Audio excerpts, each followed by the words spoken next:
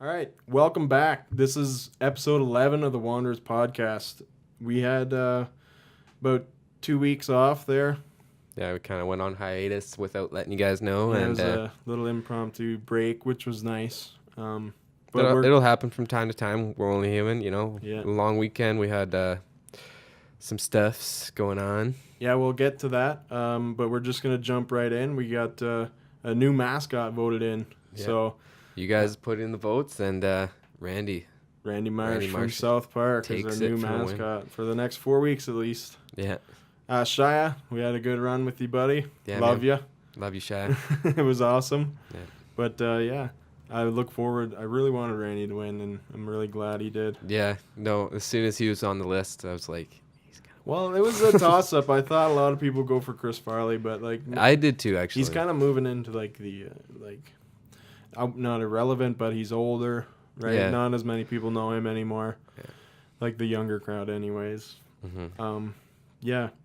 But after that, we'll... Yeah, so basically with the interview, we're going to do the interview first, and then we have a segment where we're talking about our week, and it kind of dives into a little bit of our ancestral lineage and... kind of like the philosophy and how we think and Mhm. stuff like that. It got really deep. I didn't expect it to, but it did. But no, it's a really good episode. I feel like the interview went really well, and it's kind of a nice transition to hear that and then have a little bit of nice information that we can all take home and possibly use to our benefits. Yep. So our interview this week was with Jonathan Torrens. Moff J-Rock. a.k.a. J-Rock. Yep, that was crazy. Yeah, it was wild. I just threw it out there just on Twitter, asked him, help us out, help the little guy out, and he was into it. So Yeah, if anybody's listening to this podcast and they're thinking about doing a podcast themselves, for reaching out, Twitter definitely has it's been key. for sure. And Don't be ashamed to just ask. Mhm. Like you can go to our Twitter feed and probably see all the people I've asked. It can't hurt. Just go out and ask, right? Yeah. And that's the way I thought about it, and it worked, and we got a really good guest, and we hope you guys enjoy the interview as much as we did. yeah, that was a really good one. So without further notice, we let Randy take it away. Yeah, Randy, take us to J-Rock. Thanks, buddy. Thank you. Thanks a lot. This is for all the royals out there. Lord, Lord, I am Lord, yeah, yeah, yeah. Sitting on the toilet thinking about how I'm not rich as other people, yeah, yeah, yeah. Yeah, yeah, yeah, yeah. I'll never be royalty, yeah, yeah, yeah. But that'd be nice, 'cause that'd be nice fantasy. Woman's bathroom smells so nice, yeah, yeah, yeah, yeah, yeah, yeah. And we'll never be Lord, Lord, Lord, Lord, bless it, Lordy, Lordy, Lord, Lord, okay, oh God, sorry. Oh, hold on, hang on,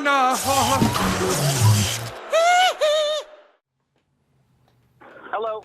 Hey, how's it going? Hey, man. Good, how are you? Great. Fantastic.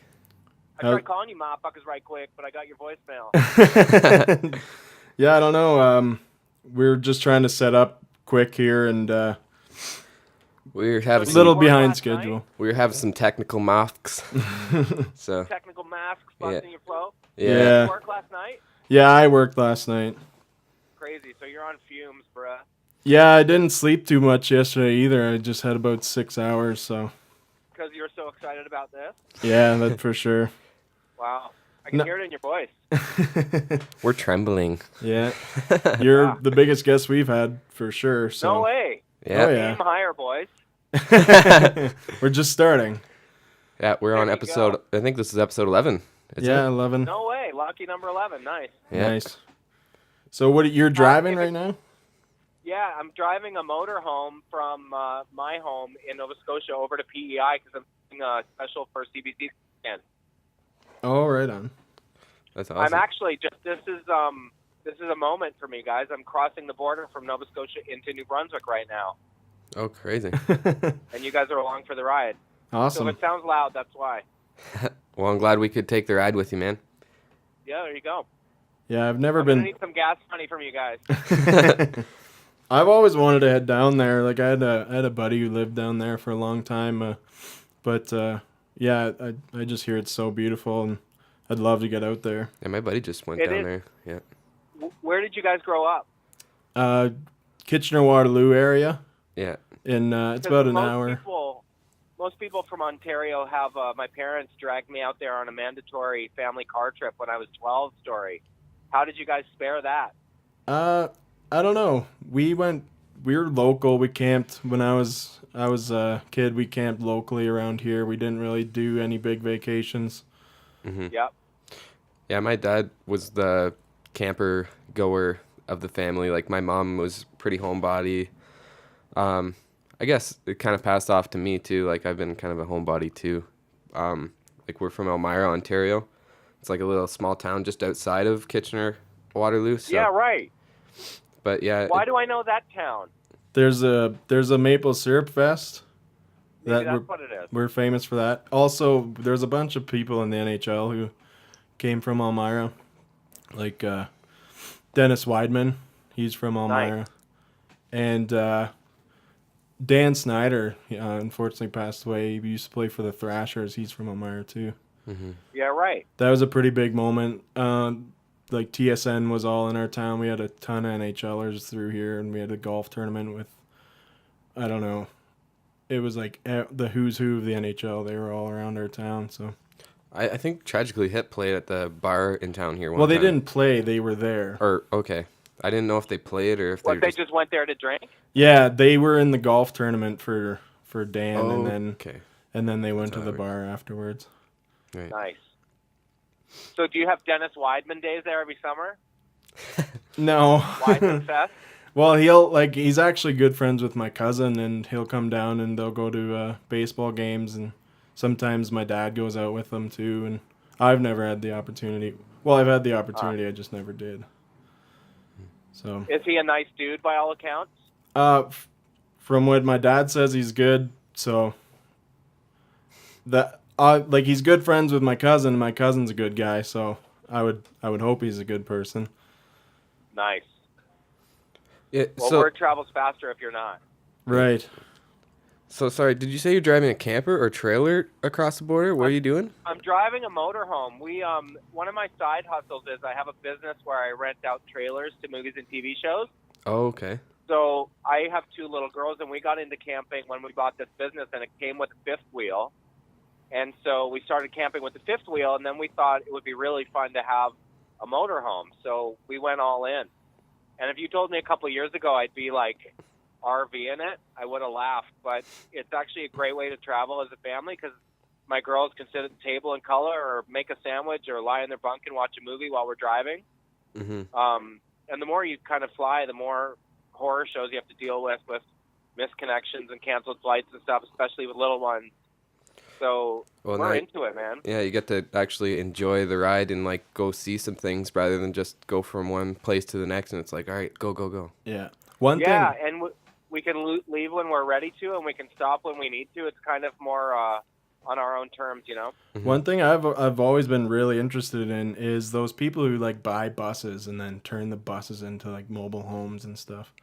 I want to make one into a studio. That'd be amazing. Yeah. And do like a It'd be amazing. traveling podcast, bro. Yeah, for sure. There was on Kijiji last year, one of Willie Nelson's tour buses from the 80s was for sale. No way. And it was $35,000, and it had like saloon doors and like wood walls inside and carved cowboys and stuff. It was just kooky enough that it would have been awesome, but I don't know, getting into an engine that old wasn't very appealing. Mm-hmm. These things are it's kind of like a spork, you know. It's not the best home, it's not the best car, but it's best virtues that it kind of does both. Mm-hmm. So ours is new, and it still has enough kind of maintenance issues. I just wasn't sure if I was up to getting into something from the 80s. Mm-hmm. Yeah, well, $30,000 even seems a little cheap because he's such a big name, right? Well, like, that too. Plus, you probably got to fix it. Well, yeah. To put $10,000 into it at least. It's probably just Yeah. completely run down and full of. I think it was, and I think it wasn't his personally. It was his band, but Oh. still, it's pretty cool. Yeah, so it I probably sometimes- wasn't treated very well. Some crazy shit happened. Oh, why? I have this like trucker fantasy or something. Oh, what was that? Oh, did we lose him? No, I'm here. Oh, That was just a w- crazy weird sound came through there. Are we speaking to? Oh, an really? alien? Yeah.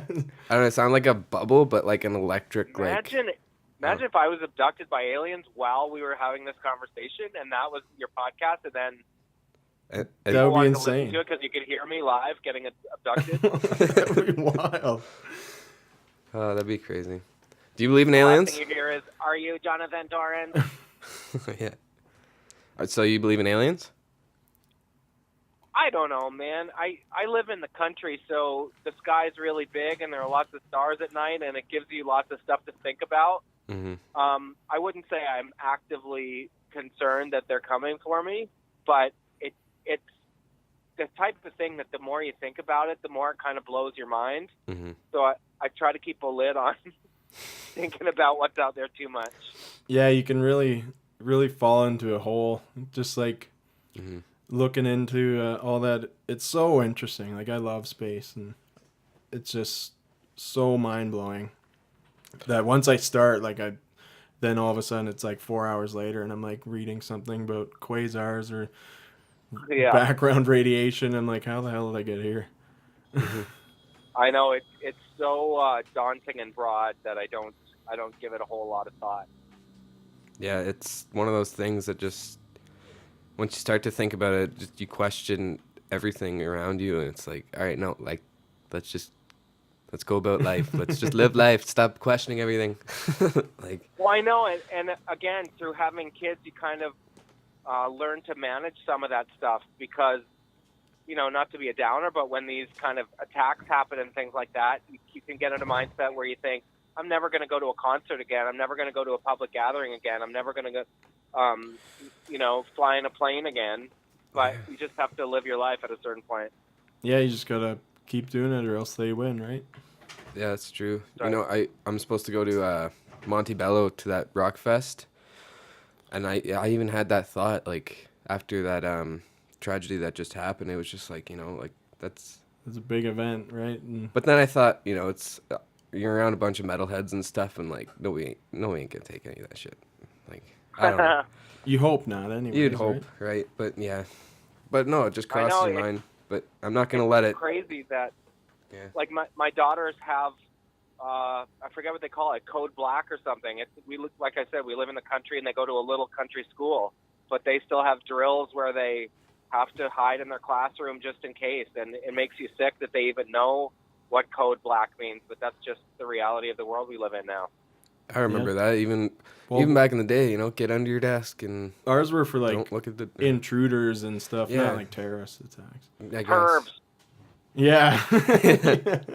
perv alert. I shouldn't Fuck laugh City. at that, but Well, it's true. Like that was a huge thing, especially when. Here's the funny thing that I've been thinking about lately.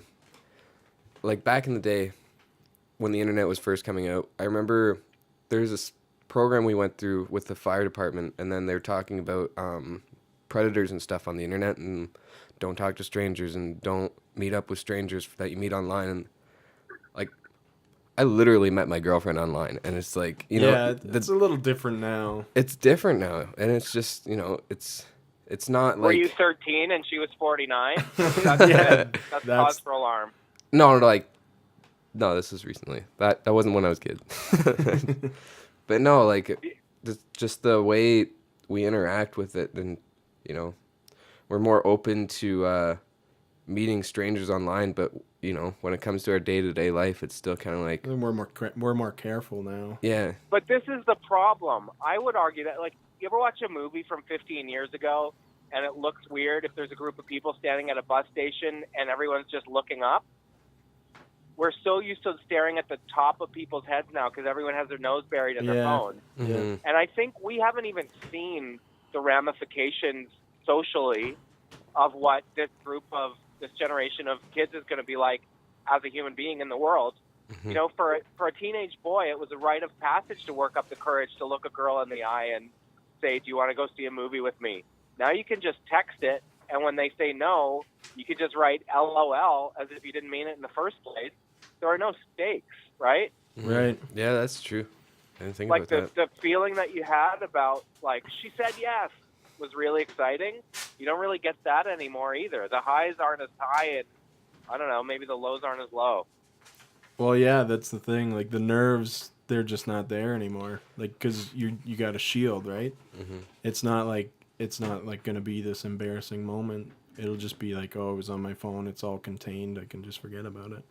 Whereas Exactly.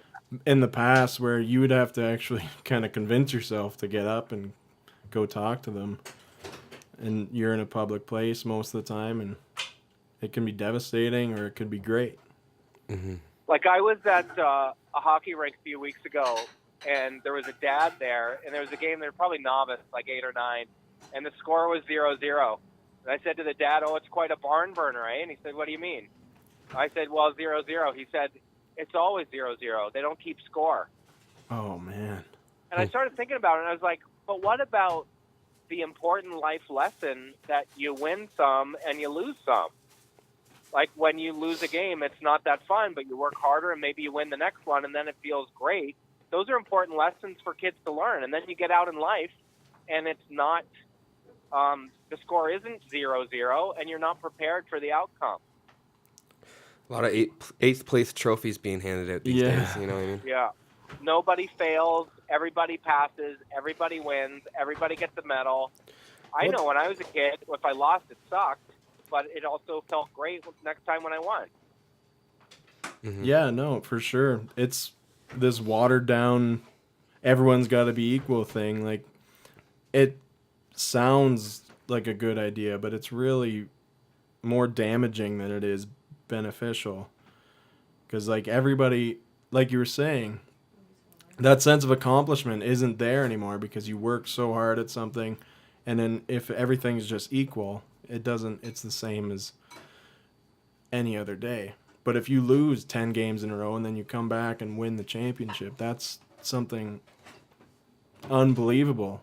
Like, you look... Yeah, you don't make the team one year, you work really hard, you make it the next year. I mean, it's the same with failing kids in school. If my kid's not ready to go from grade 2 to grade 3, I don't want them to go to grade 3 because they're only going to fall further behind. Right. If they need a victory lap in grade 2, then I think there's a reason for that. But we're so soft, and part of the problem is, I think, parents don't, or not even parents so much as teachers and coaches don't have the reach that they used to have. Everyone's so tweaked out about adults being, firm but fair.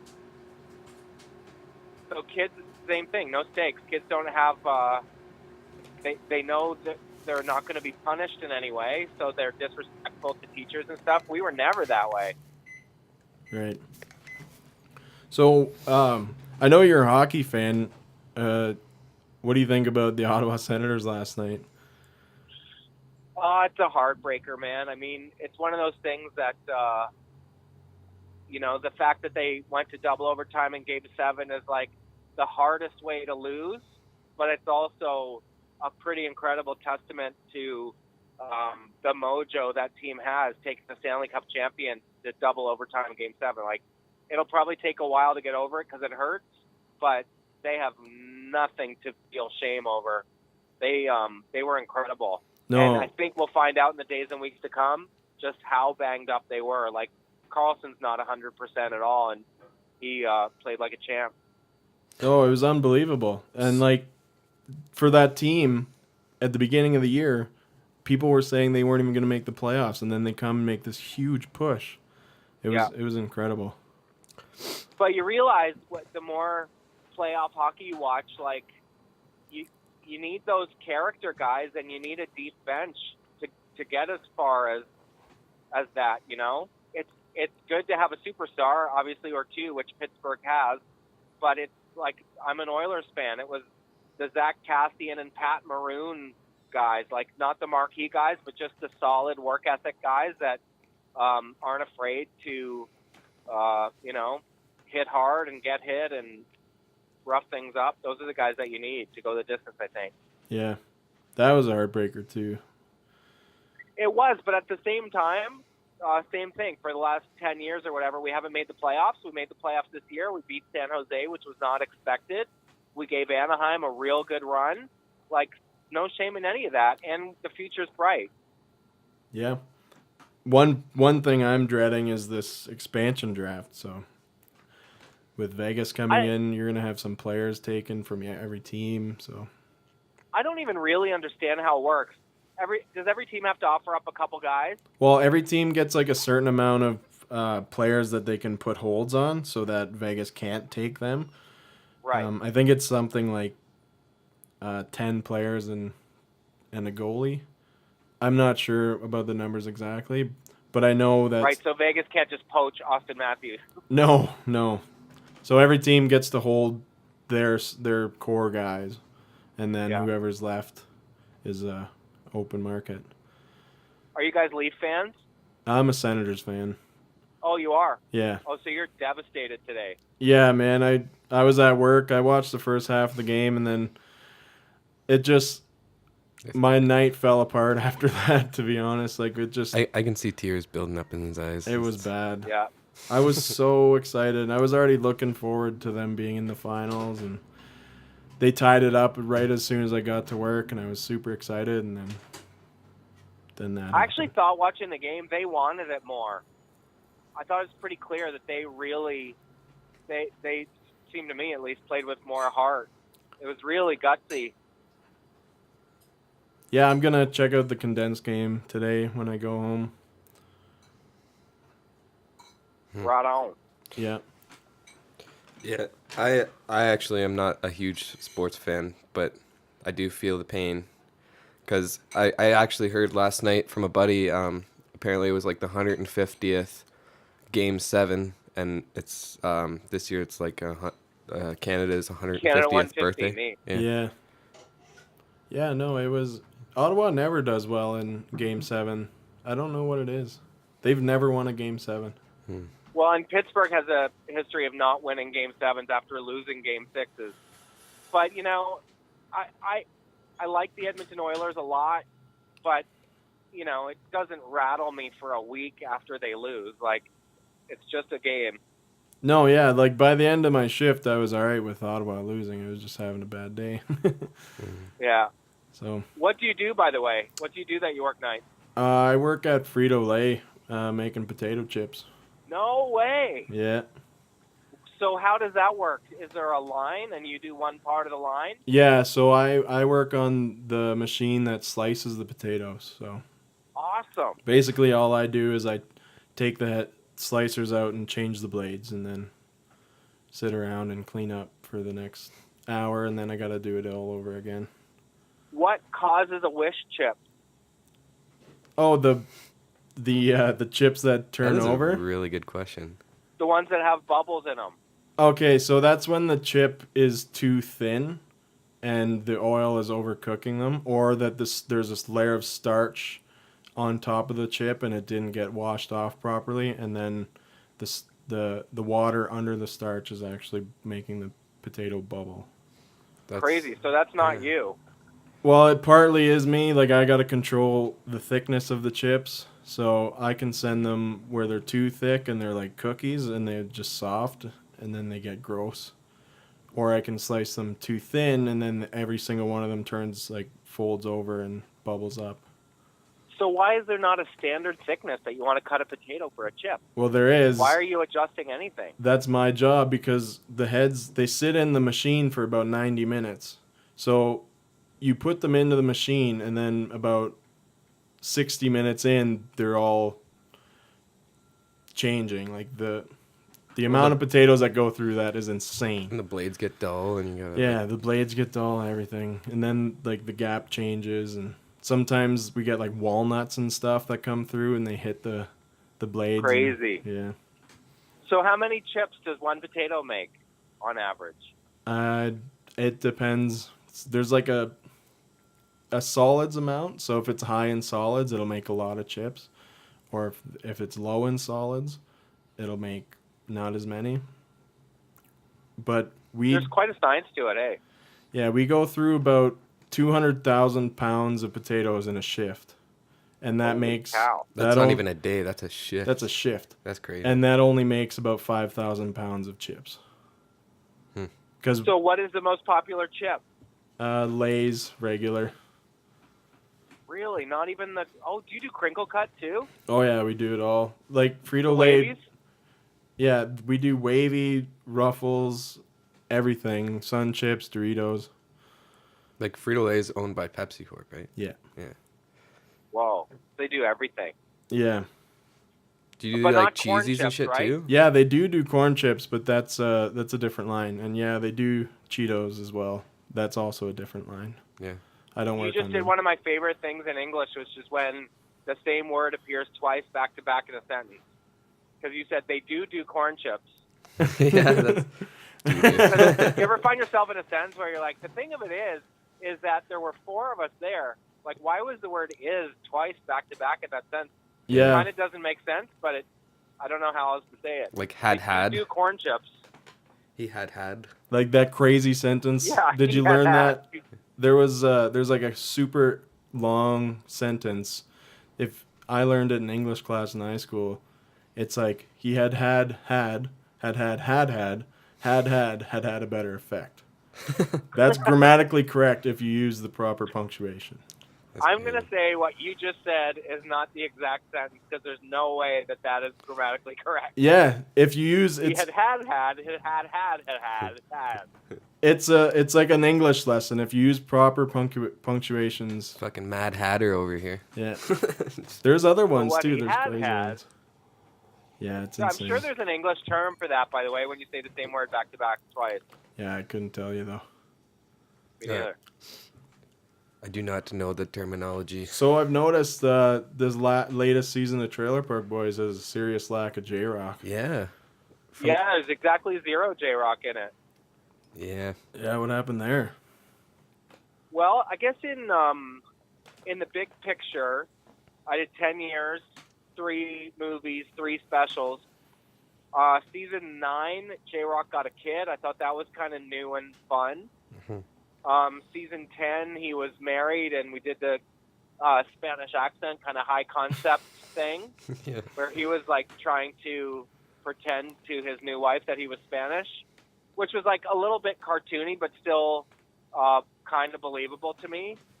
What wasn't believable was that the initial thought was he went to Cancun and came back with an accent. That wasn't quite right. But went to Cancun, fell in love with a girl, trying to keep up appearances in front of her. That felt like, okay, I buy that.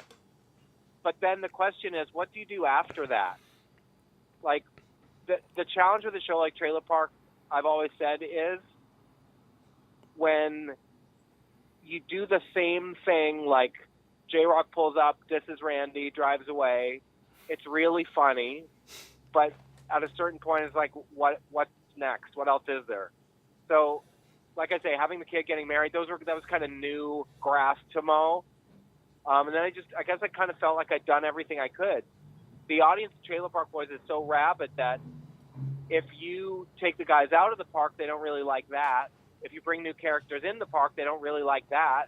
And if you do the same thing all the time, they're like, well, we've kind of seen that before. What else is new? So I guess philosophically, I just wanted to hang up the old do-rag before people started calling whack. Yeah. Are they going to keep going? I don't know. I haven't heard anything. I think so. I think they're shooting season 12 this summer. There have been whispers that might be the last season, but I don't know, man. Every time since it started, every time I've thought the show is over, it finds a new audience somewhere and new people that love it and new people that want to see it. Yeah, like somehow it went international, right? They got all this extra content with them in Europe. Well, and Netflix stuff changed like that. everything. Yeah. Oh, And suddenly there are 14-year-old boys in Norway going, Bubbles, we love Bubbles. That doesn't make any sense, dude. We did the first season in the year 2000. yeah. So That's it crazy. is crazy how long that show has survived. the way I've been kind of thinking about it lately, it's like the Walt Disney version of stoners, you know what I mean? Because now it's starting to branch off more. They have their liquor line, they're gonna have their dope line, they're gonna have like Well, they tried that merchandising and everything, like all it's- that internet stuff too, like with that Lee guy and what was Yeah. it, SwearNet? Mhm. Yeah, They're still on SwearNet, or I think so. I think so. Yeah, I think it's technology is kind of a tough game because the generations are so short and it changes all the time. When they started SwearNet, the notion of a network that had all kind of swearing content was like pretty outside the box. I think the parameters of the box have since shifted. So I think their trailer park content seems to be what people really dig, and that's a testament to they are big thinkers and they have big ideas for the brand, and good for them. yeah. So you stayed friendly with them, I hope? Yeah, I don't see them much just because we're busy, but the way I kind of think of it is it's their prerogative to keep doing that show as long as people will pay for it and watch it, in the same way that it's my prerogative to do something else. What do you have after you like? Well, you're still on Mr. D. I saw that. Still on Mr. D, and I'm driving to PEI to shoot a 1-hour special for CBC that airs Canada Day. And I have this podcast, Jonathan Torrens, that's doing really well. We have a book coming out, and we have a TV show in development. Yeah, I love that. I just started listening to it, and it's hilarious. This is news thanks, to me. man. I'm gonna have to check that out. I've been on a we huge just did our podcast binge. 111th episode, and it's been really satisfying because we started it from scratch just because we wanted to do it, probably the same as you guys, and it's found an audience, and podcasting is a unique environment because people want just kind of free-form, long-form conversation. So it's been really fun. It's very, to use a word that's overused these days, it's very authentic. Yeah, I actually was like mostly inspired by the Jay and Dan podcast, and one of our first guests was actually Mike Botticello, who was on that podcast, like the Fox incarnation, for a long time. Awesome. And he spoke about that as well, like the long form interviews and stuff like that. It's really, I wouldn't say new, but it's really a lot more prevalent now. Mm-hmm. Well, our listeners taught us that because of my background. I thought when we were starting, Act 1 will be a game, Act 2 will be a guest, Act 3 will be something else. And our listeners were the ones that taught me that it's at its best when I feel like I'm in the back seat on a road, you guys just listening. Oh, yeah. So less planning and more just kind of chatting. Like, who knew when we started this conversation we'd talk about how chips are made? Yeah. Yeah, no, we didn't even make any show notes or anything. We just kind of wanted to let it free range. And to be honest, it works a lot better that way. Yeah, because it doesn't feel so like forced. Scripted. Yeah. Yeah. But no, I like the long range form podcast because I feel like me too. Once you get into the conversation, you can pick out like gems and stuff. Like you never know what's gonna come into the conversation or something. And you can also like pick and choose what you listen to. Like you have someone like Joe Rogan who relentlessly releases podcasts, like 2.5 hours every day. I'm not gonna sit there and listen to every one, but I'll see the names or I'll hear on Twitter something good happened, and then I'll listen. Well, that's how I do it. Like with Mark Maron or somebody, if he has a guest on that I like, I'll listen. And the long range gives you so much more clear a picture of who people are. Like it's depth. Mark Maron had James Taylor on, and by the end of it, I was like, this guy is unbelievable. Like I always kind of knew his music and stuff, but his story is unbelievable, and you don't get that in a 4-minute Tonight Show with Jimmy Fallon interview. Yeah, it's super PR. That's exactly what Botticello said. Yeah. It's really, all those interviews on those late night shows are just plugging whatever projects that people are working on. Jay Leno was the worst because it was obviously clearly planned beforehand. So he would ask these questions like, kind of a weird question, but have you ever been to Minnesota? and the person's like, oh yeah, actually, funny story about Minnesota. It was so produced and phony, and people just have such a high bullshit detector nowadays that it's just not fun to watch. Yeah. No, people are craving authenticity and truth, especially in this day and age where... And those shows, like the late night shows, are really gearing towards now, like their little bits that they do. And then it's not so much that they want those on TV, but they want to get views on YouTube. They want to go viral, exactly. Like James Corden in the karaoke in the car and stuff like that, and which is great. And I mean, that totally has a place too. But like, is there a guest that you would stay up to watch on Jimmy Fallon, or would you just probably YouTube it tomorrow? Yeah, definitely YouTube it. Like, that's obviously the way we consume content, and TV is changing. The thing that I always loved about TV is it was something that we did by ourselves, but in great groups of people at the same time. Like, when I was a kid, if you didn't watch must-see TV on Thursday night with Seinfeld and friends, you had nothing to talk about Friday morning. Well, it's now weird. TV is something that we all do kind of in our own little cocoon. I might be binge-watching one thing, and you're on season 7 of another, so we don't have that connection. In fact, sports is the only thing that really we all watch at the same time, or breaking news. And so TV still has a place, but the entertainment stuff is trying to figure itself out. It's kind of ironic that you say that, because like I grew up and me and my friends would watch Trailer Park Boys, or me and my dad and my brother would watch Trailer Park Boys together. Like Trailer Park Boys was literally that show that connected people, where it was... Yeah, we would all meet up at a friend's place and watch it. That doesn't happen anymore. Well, kind of. No. I did do that for a little bit for The Walking Dead, but I'm kind of done with that show. Yeah. It was like what do they call it? Appointment television. Everyone gets together and watches it at the same time and looks forward to it and debriefs it. And we even noticed, like, in the writers' room on shows like Trailer Park, for example, you used to use a commercial break to kind of cheat a little bit, like build some tension or what's going to happen after the break. The commercial break don't even mean anything anymore, because people just jog right ahead to the next act. And now I'm writing on Letterkenny Problems, and that's a show that's made specifically for the internet, so it doesn't have any of the you'll have to wait a week to see what happens. Like, it's not designed that way at all. So you write for the actual show itself, or like the... Yeah, I've been lucky enough. I'm writing 3 episodes in season 3, and just trying to keep up with what Jared Kiso and Jacob Tierney write, because they're on fire, man. It's such a funny show, and it reminds me of Trailer Park in the early days. I live like 5 minutes from Jared Kiso's hometown of Listowel. It's like 5 minutes. Oh, you do? It's like down the road from me, yeah. My boss lives in Listowel, actually. Yeah. It's crazy. Well, now you guys are just bragging. Oh, yeah. Name dropping, right? Yeah. Yeah. We're so cool.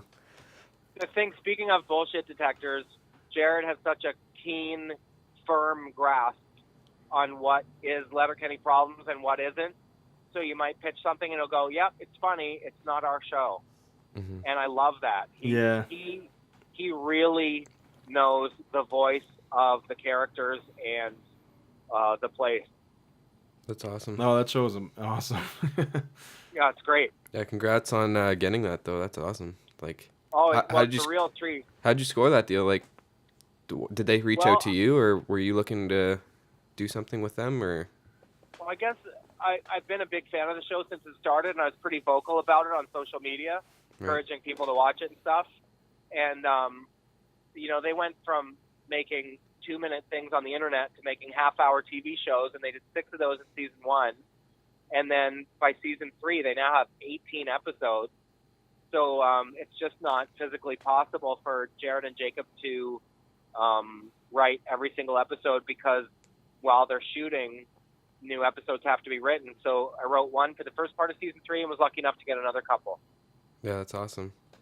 But I mean, it's the best gig ever, because you just, what's slang terms for masturbating? I'm going to write 3 pages of those, and then slang terms for pooing. I'm going to write 3 pages of those, and then it's like, as Jared always says, our audience loves their list. Mm-hmm. That's awesome. Yeah, when they go off on like the tangents of like naming parts of the human body, and it's just so funny. Yeah. So one of my episodes that hasn't aired yet, I got to riff on Canadian stripper names. And it was like, I can't believe I'm getting paid to do this. Nelly Furtado and Jan Harden and Alanis Morissette. Oh, that's so good. That's so funny. So when is pulling onto the bridge to PEI? Awesome. You guys have to come down here. They use satellite technology to place the concrete girders in the water, and they could place them within a millimeter of accuracy. Really? Holy shit. Nuts. That's a long-ass bridge, kilometers long. That's nuts. Yeah. I've always was fascinated by that. Like, how can they... That must be a bitch to fucking maintain. Well, it's quite a thing to see. It's kind of inconceivable until you're actually on it. I know that there's a big walkway cable that's like 6 feet tall underneath the bridge, so you can actually walk across for maintenance reasons. But I remember when they were thinking of building it, because I lived on PEI, and half the people were like, we don't want people from New Brunswick coming over here and ruining the place. They probably have better things to do, first of all. Second of all, the option of getting off the island in the winter is pretty appealing, too. Yeah. That's the only roadway, unreal place right? in the summer. You'd have to fly, right? And Yeah, this is the only road. There's a ferry that goes most of the year, but the bridge is the move. We got to get on that bridge, Jason. I'd love to. Get on the bridge, boys. Yeah, for sure. Definitely want to get down there, make that a point to get there. Mm-hmm. Yeah, it'll be the first time. I was pretty close to going into Quebec, but I haven't. I was at my cousin's in New Liskeard, and we were gonna go to Montreal and go check out the place, but Montebello is gonna be the first time actually leaving Ontario. So. No way. No way. Yeah. Well, Canada is so incredible from coast to coast to coast, and I've been lucky enough to see a real good chunk of it. And I mean, there's a lot to be proud of to be Canadian anyway, but when you travel to some of these other places like the Rockies or the West Coast in BC or the North, just everywhere you go, you just feel this swell of Canadian pride and think, I can't believe we get this too. Mm-hmm. No wonder it's the greatest country in the world. Yeah, I love Canada. Yeah, I haven't been out west. I've been, I think, furthest I've been would have been into Quebec there. I used to cottage out there, and it's beautiful. Yeah. Get your Via Rail passes, boys. Yeah. Get your 150 Via Rail passes and hit the road. Mm-hmm. Oh yeah, I'd love to do that. We should just do a little backpack podcast. That'd be sweet. Yeah. Yeah. Get out there. Canada in a bag. Call it half in the bag. You have a mic in your knapsack. You drink your way across the country. That's a good idea. That's a good idea, yeah. There you go, boys. If only I had the money and the time. Yeah. Those two little things don't get in the way. Yeah. Sometimes. You'll never get to the end of your life and wish you traveled less. Yeah. Yeah, that's right. That's very true. The absolute worst case scenario for travel is that it reminds you that you love where you live and you're happy to get home. Mm-hmm. It's very optimistic. There you go. Yeah, I just saw a Facebook post. It was talking about people and complaining, and your brain literally, if you get in the habit of complaining, it literally wires your brain to focus on the negative parts. And I've literally been trying to switch my brain over to be more optimistic. So it's a good way of looking at it. I go through that too, and you it's your inner critic, right? Every time you think you'd like to do something, it's that little voice in your head saying you can't or you shouldn't. Mm-hmm. There are a whole bunch of reasons why you shouldn't do anything, and they're all valid. There's only one reason to do it. That's because you want to. That's very true. This show is really a manifestation of that. Me and Colin, we talked for years about doing this, mm-hmm. and we just never did. And then one day I just came over and we just decided to go for it. So we were like talking about it, and I threw my phone on the ground, and I'm like, it's recording. We're starting this. Here we go. yeah, Yeah. you got to start somewhere, right? And then the floodgates open, and then there's things that I want to start doing that before starting this show, I wouldn't even have thought of trying. Right? So I'm like starting to write more. I'm actually in the process of writing a comic book. I'm actually Awesome. Yeah, I'm writing thinking music like too. we're buying a lot of gear and stuff. I'm thinking of moving into more production of like skits or short films or something. So Do it, man. I mean, the upside is technology has never made that stuff more accessible. And just for your personal development, apathy is really easy. I guess to take it back to Trailer Park Boys, that's a pretty great gig. It's pretty comfy. I knew how to do it. It was familiar. It was still making people laugh. There were a lot of reasons why I could have just stayed there and coast. But I just like the change up in life and in my work. And I think when you stop challenging yourself or you just get comfy, then life gets really boring. Yeah. Like my wife just got me a set of drums for our anniversary. I'm terrible at it, but it's maybe the most fun I've had this calendar year is trying to do something that I suck at, and every little victory feels awesome. Mm-hmm. Like that you need to keep those creative chambers open in your life, because otherwise you're making potato chips and sleeping. Right.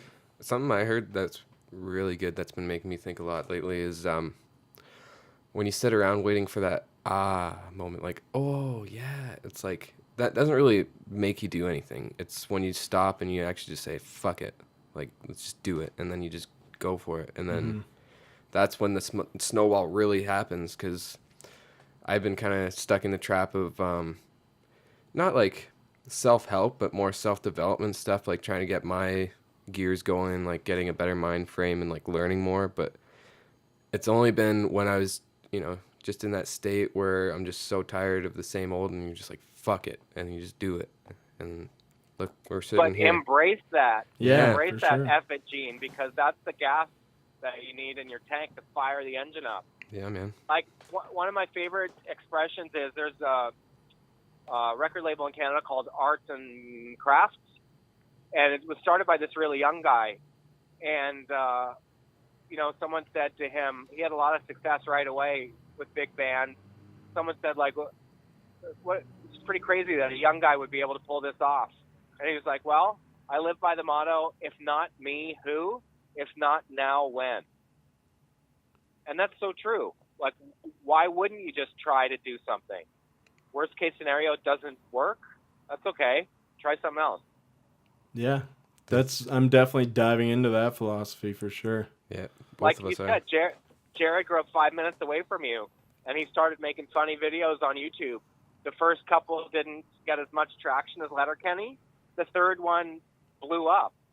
Now he's making a living making jokes about the people that he grew up with. Yeah. The other thing is I think we sometimes get paralyzed by wanting to strive for perfection. The best writing advice I ever got was your first draft is going to suck. Yeah. And once you realize that, it's like, well, I can write something that sucks. Oh, yeah. Instead of staring at the blinking cursor on the screen trying to craft a masterpiece, it's a new skill set. The way you get better at writing is writing. So just start writing. Yeah, that Take definitely the pressure off yourself. Mm-hmm. Yeah, like the first episodes of the show, they weren't the greatest, obviously. Like we've got, it's kind of funny. We grew into the trend where each episode we'd have new, this episode's an exception, but we'd have new gear every every episode. It's like, oh, we got a new light, we got a new camera, we got a new mixer, we got like it's really good though. Yeah, but we're hitting that plateau where we have everything that we need. So Right. I mean, this episode sucks. Yeah. We have a terrible guest. Conversation's been awful, but you know what? Next week will be better. Yeah. We'll see. Boys, I'm pulling into an Esso in PEI to get gas. All right. All right. So I think I should take this as my sign to tap out. Yeah, for sure. All right. Well, this has been a great conversation. We really enjoyed having you on the show, man. I enjoyed it too. Thanks for reaching out, boys, and good luck out there. All right. Yeah, you Thanks too. a lot, man. Take care. Peace. Peace. See ya.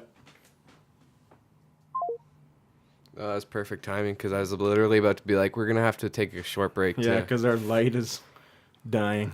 fucking rave in here, strobe lighting. I know.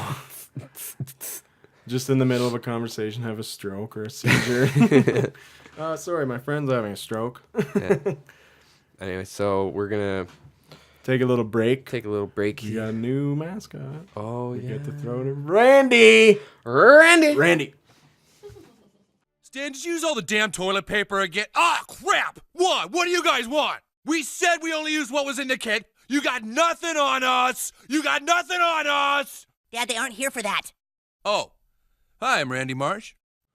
Yeah, we don't want to run this too long Yeah, because it's not we running had too long. an amazing interview An today. epic interview. Yeah, with Jonathan Torrens, a.k.a. J-Rock. Mafk. Mafk. Yeah, Yeah, that was a really good interview, it was actually. fantastic. He's actually, well, you'll hear about it in the interview, but he's traveling across Canada right now. We spoke to him the entire time that he was driving through New Brunswick. Yeah, That's really, how small of a province is. yeah, that really put things into perspective because the interview was about like 40 minutes. Right? Ish. Yeah. So by the time we got on the phone with him, he said he's just driving through, like across New Brunswick, and then he was just pretty much by the end of the interview, he's like, "Yeah, I'm on the bridge to PEI." So Yeah. it's pretty wild. Wait! Where's he going now? You don't ever catch the dragon, Dad! No! No, I said! I am your father! Put it back on! Mom, you get Dad out of here! Synchronicity, bro. Yeah, we took a impromptu break. Didn't let anyone know that we're taking a break last weekend. It just kind of happened. Yeah. Good thing, too. It was a long weekend. Had some friends come up. I had some friends come up from the States.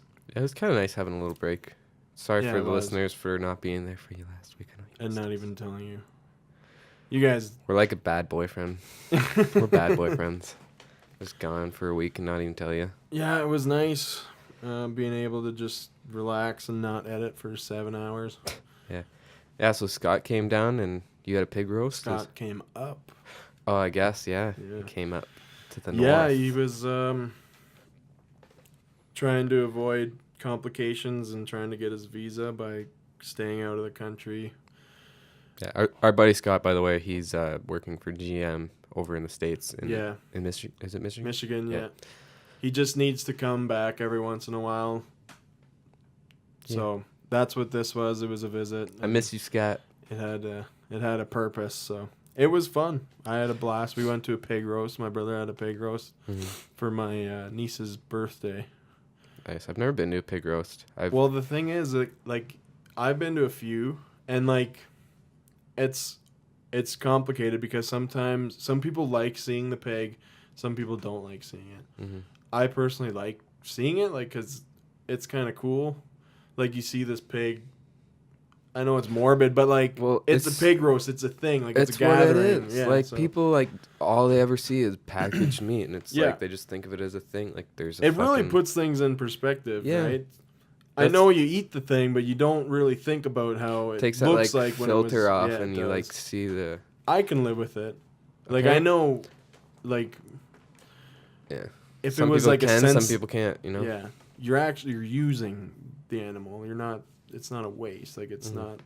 It's not as if you just walked out and killed a pig and left it to rot. I don't agree with shit like that. But like, if you're eating it, like, and it's a pig roast, like, I know it can upset some people, but either way, the way it worked out at my brother's is that he put it on a little early, so it was done by the time everyone showed up, and it was already carved up. Oh, okay. So So you didn't even get to see it. I saw like the remains, but either way, like the thing that he built was like a brick enclosure. It's like a smoker. You wouldn't have seen it the way that you So see you just other. you just throw the entire pig in there. So you Or, put it on like- a spit, Yeah. and then you put it in. Okay. The ones I've been to prior were like a big raised barrel, and you could like open the barrel and see it. But the one my brother did it was like in this brick thing, and Yeah. you He- wouldn't have been able to see it. Yeah, he made it. You said. Yeah, he made it. That's pretty cool. Makes everything. Yeah, Made his house. Made his. it's making his life, bro. Yeah. Yeah, I Yeah, I've been thinking about that more lately. Just like how we don't really connect what's happening with all the factory farming and stuff. Like all these animals and stuff are pretty much being tortured. Like in a lot of places, you have to, like, not everywhere is, they're fucking mutilating chickens and whatever for the fun of it. But I kind of want to just make that connection just for my own sake, do something like a pig roast or something along those lines, or even just butchering a cow. Like I used to work at a restaurant where you'd have to butcher up like the big slabs of meat. Like you don't see the actual full cow or anything. Like it'd be See stuff like that, like a slaughterhouse that's different too. Yeah. Like that, it's not like a gathering of people roasting a pig. That seems a little more senseless, like a slaughterhouse where you're watching like an assembly line of fucking cows going in and getting killed. Yeah. Just yeah. I don't know. Yeah. That's crazy. It's hard to think about, but we either way, that's crazy. Isn't it crazy how we can just disconnect from it and I'll just eat this burger. it's good. It's good food, right? But like Good that we can disconnect, or good food. It's good food. Yeah. But like I was gonna say, It is. it's easy for people to forget that was once a living thing. Yeah. But whatever. I want to go hunting and like fucking kill a deer. I'm on the buck, fence and about that. I like. well, they're so overpopulated, like deers and shit. Yeah, Like they. but like I don't know have how to- I'd feel about it until I actually did it. Probably I wouldn't know. But Yeah. Apparently, either way. I was listening to Joe Rogan. Apparently, wild pigs.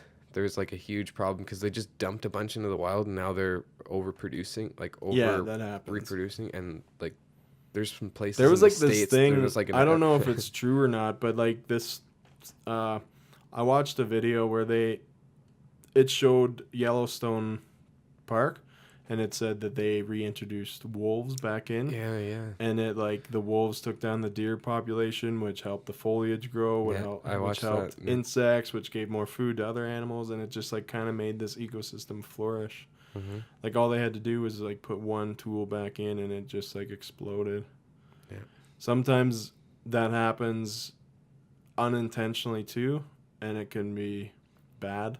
Like some types of fish that come over and they just like devastate the. Or even insects. Like Yeah, or you take bullfrogs to Australia and they eat everything, and it happens.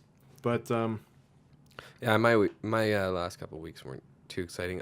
For the long weekend, I actually saw some family. Saw my uncle Danny. I haven't seen him for a little while, so it was really nice catching up. And he actually gave me some heirlooms from my grandpa. He was in the army. I don't know if I don't think he's in the actual war, but he gave me a medallion from that and a little pocket knife. And then my uncle was in the cadets, so he gave me like a name tag that says Roar on it. so Yeah, that was pretty cool. I learned a It's couple always- things about my grandpa. I used to like when my grandfather passed, I got a bunch of books of his, right? So it's always nice to Like he's the one that taught you existentialism, or yeah. Yeah. Yeah, he taught me about pretty much everything about, like, my level of knowledge wouldn't be where it is without him. Mhm. He really formed the way I think. Mm-hmm. And it's like like he used to pick me up at lunch, and like I'd walk home and eat lunch, and then he'd come and drive me back to school. And then during lunch we would have like these crazy conversations about space and like philosophy and stuff like that, and I really didn't pick up on it while he was here. Mm-hmm. That's but, kind of like- cool how he knew like it would ingrain into you, and yeah, like, kind it of really did. Like, and then for him to take right the around time the and actually like bring for you years, yeah, and that's- like it was relentless, but it was good. I enjoyed it. I was in a point where I wasn't growing intellectually in school and stuff, but like the stuff that he would teach me would really, really push my intellect up, and I'd never really grasped to the point where if he were alive now, the conversations we would have would be unreal. Mhm. And like by the time he was starting to get sick is really when I started to grasp everything. And then when he passed, I got all of his books. So I just spent like months just crushing these books, and it really like changed my life, changed the way I think. It really did. It molded the way I think and the way I perceive information, and I'm eternally grateful for that. And that getting those heirlooms, like those books, that helped, right? Yeah, that's great. Like, my dad's got a lot of books and stuff too. I feel like me and him have had some crazy conversations too, and you know, some of it conspiracy stuff, some of it like space and philosophies and stuff like that. I feel like I need to kind of dive into his library because I know he has like a lot of good books and stuff. But I was thinking with my grandpa, because I never met him. He died before I was born, and it was just kind of just talking with my uncle and my dad, just kind of like hearing some of the things about him is just kind of made me think about my own life too.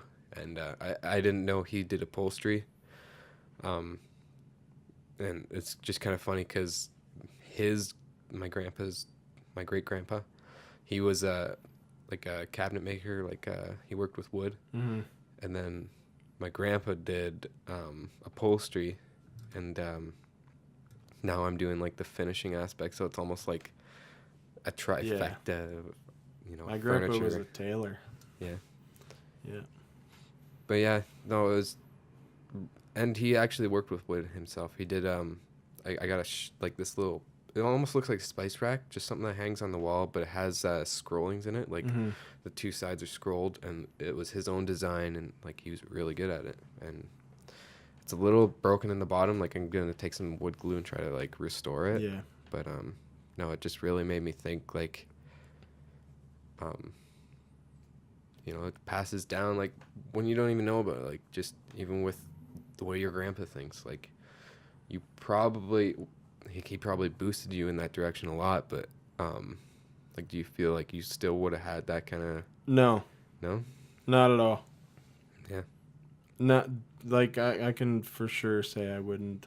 There was no one else really in my life who thought like that. Like you look at my mom, she was just a stay-at-home mom. She never was really specialized in anything. Well, she was like a hairdresser and stuff, but like she never really thought the way that my grandpa did. Like my grandpa never really had those conversations with his own kids. Maybe he did, but they definitely didn't resonate as much as they did with me. So it didn't rub off on them. So, and my dad is like this, like he was really Christian and like Catholic, and I definitely don't think like that. And so no one in my life really thought like that. So if he had not done anything or not even spoken to me or done what he did, pick me up at lunch, I definitely would have been completely different. I was like, I don't know, I don't want to say stupid, but I was like numb. Like I was ready to learn, but I wasn't really grasping what I was being taught at school because I didn't like it or because I just didn't care. So it would like the potential probably was there, but the way that my grandpa was super passionate about science and critical thinking and like that deep personal individual philosophy, like kind of like erasing external influence, that really took hold with me. And I don't think it would have, like something else probably, if my grandpa wasn't there with all that, something else probably would have taken that place. Now, a lot of these ways of thinking come from the philosophies of existentialism. Existentialism, that's exactly what existentialism is. So, just for like a brief kind of explanation for our listeners, for people who don't necessarily know or want to look into it.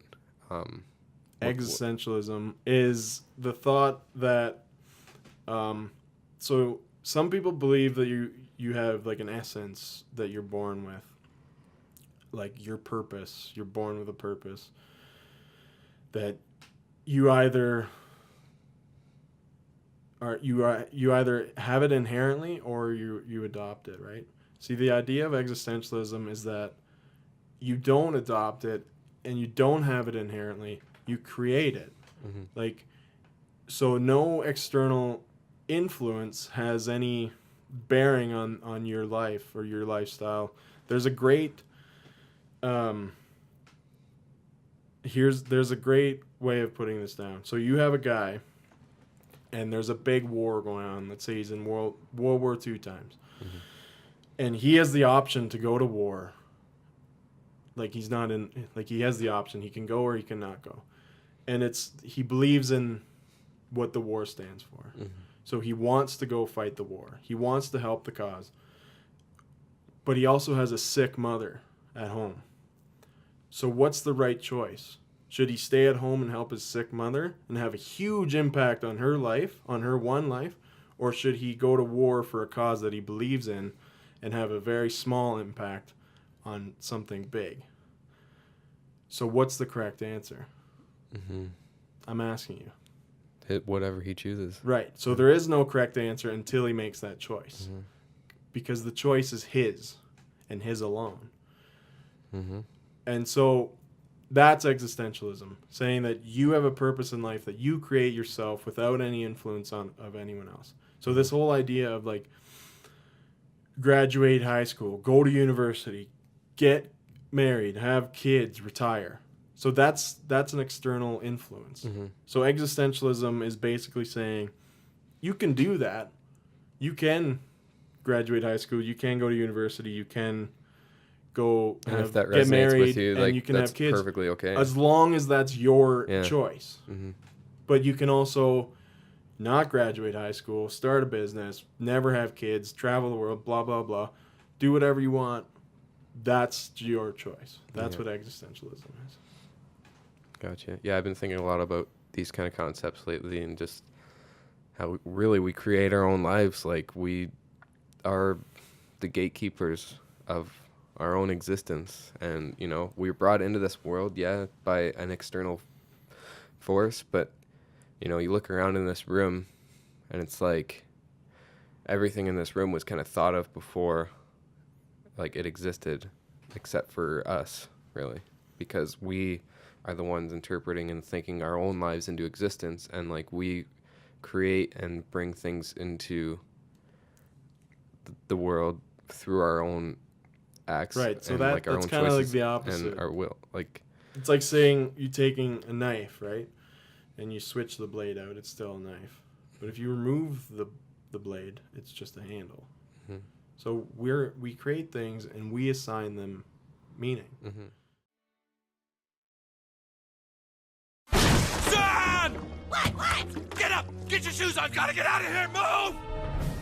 Take this! We've gotta bring all the water we can! Shelly, go get my gun! What's going on, Dad? Just get the gun! Thank you, Randy, for Thanks. bringing us back. Thanks, Mr. Marsh. Yeah, we're gonna wrap up this week's episode. Hope you guys enjoyed it as much as we did. Yeah. And Thanks for listening. yeah, we just want to really thank you guys for lending us your ear. If you enjoy what you hear and you want to support us, hit that like button, share it with your friends, subscribe, Follow us. We're at The Wanderers Pod on Twitter, The Wanderers Podcast on pretty much every on YouTube. other platform. Yeah, so you can put us in your little search engines there and find us and And then, share us with your friends and get us out there yeah, man. so we can get more bigger guests. Yeah, So yeah. It's funny when he was just like, aim higher. yeah, Like, it's you're our good. biggest guest. Aim higher. Yeah. It's like, no, he was a really good guest. Oh, it was awesome. Hmm. Anyways, thanks for listening. Thanks for watching. For those of you watching, Until next time. Yeah, we'll see you next week probably. Yeah. All right. Well, definitely See ya. be seeing you.